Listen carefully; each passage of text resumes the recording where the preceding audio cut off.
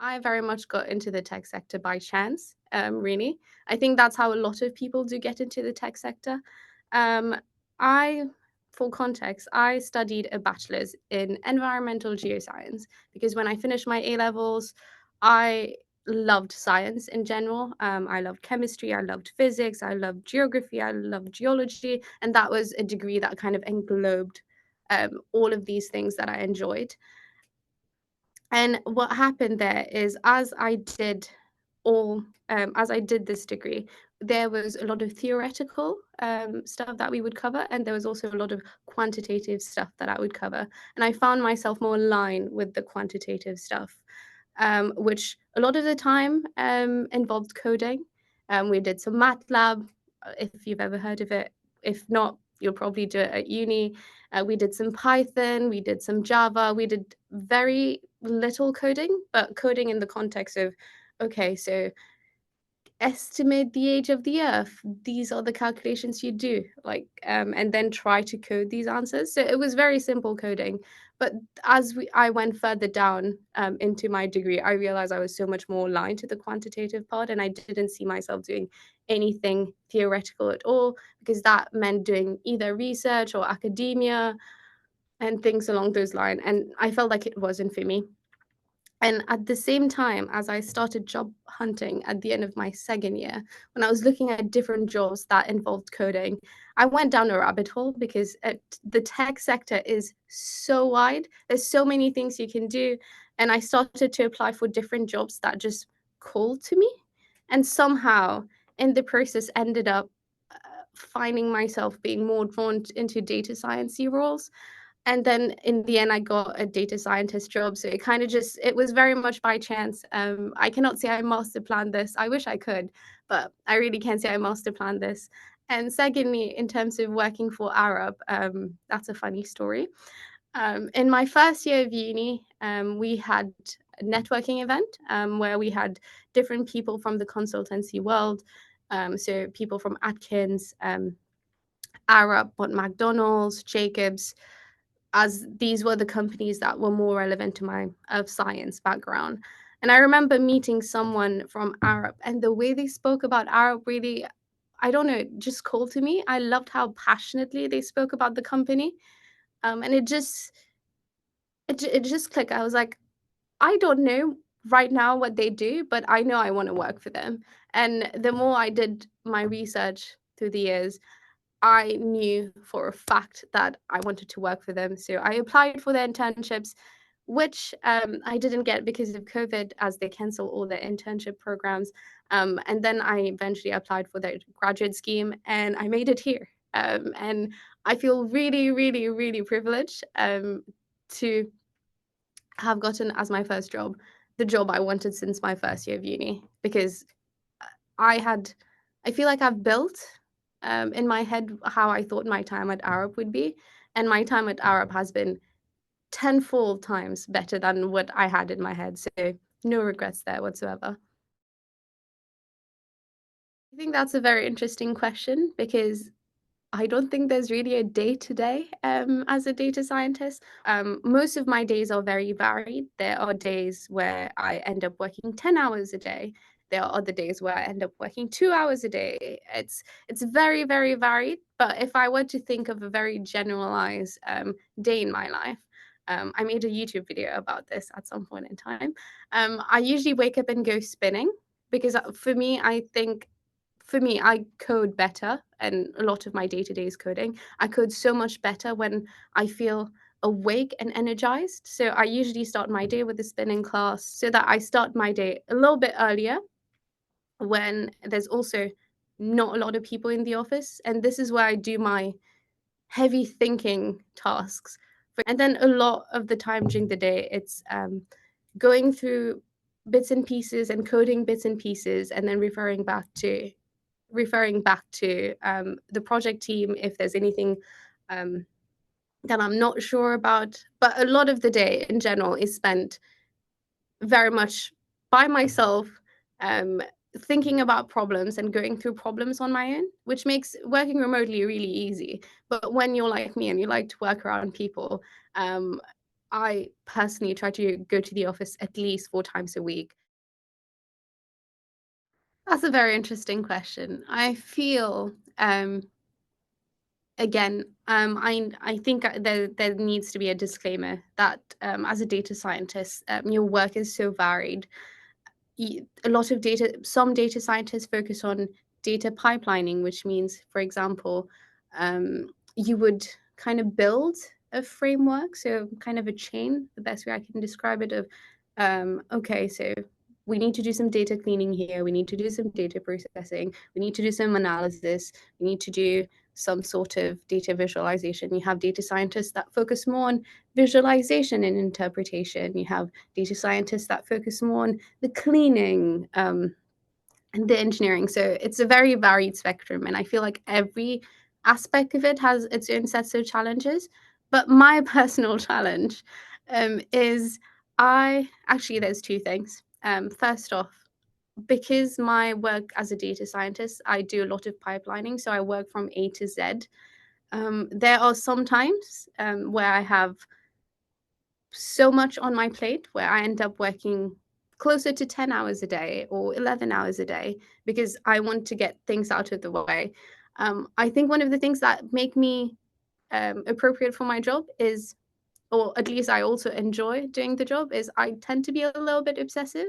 So if we have a problem, I will be thinking about it while I'm eating, while I'm showering, while I'm sleeping, while I'm breathing. It doesn't stop. And this is how I get my work done efficiently. So this kind of leads me to some days having 10-hour days and other days having 2-hour days. So my core challenge, really comes down to trying to balance it out and making sure I have a work life balance, because it's not sustainable to work 12-hour days every day. Which feeds into the second, challenge that I personally feel. I think people have different personalities, so I wouldn't expect everyone to experience that, but being slightly obsessive about the work you do kind of creeps into your life in really interesting ways.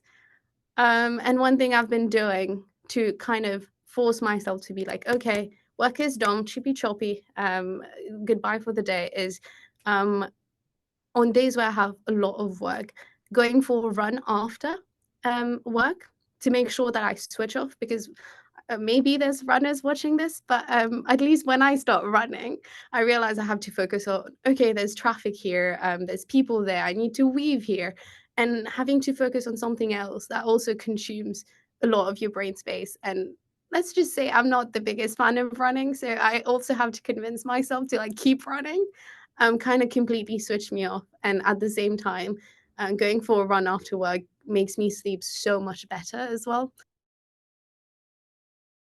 If we look back to the previous year that I've been working, and for context, I've only been working for a year and something. I've mostly done, asset protection, so data pipelining and asset protection. What does that mean? Because it's a lot of buzzwords. Data pipelining again is, basically the A to Z of data science. So cleaning the data, processing the data, analyzing the data, and then visualizing the data. And when we are talking about asset protection, this is more engineering specific. It's mostly looking at, for example, if we have a bridge, how do we make sure, if, we're building something new, that the bridge is not impacted? If we have a tunnel, if we are excavating, how do we make sure this tunnel stays untouched? So I have been doing quite a bit of data pipelining, sorry, um, in the context of asset protection. And as much as I love it, because there's a lot of automation, you get to take a lot of control over the work you do. One of the core things I am personally looking forward to working on in the next year or 5 year, would be doing more diverse types of work. While I enjoy data pipelining, I do want to do a little bit more of data visualization or learn how to do more effective data cleaning. I feel like having a good knowledge of the big picture is great, but I also want to fine tune my knowledge of every single aspect of that bigger picture. So that would be on a data science point of view and on an engineering point of view, because I do work for an engineering consultancy company.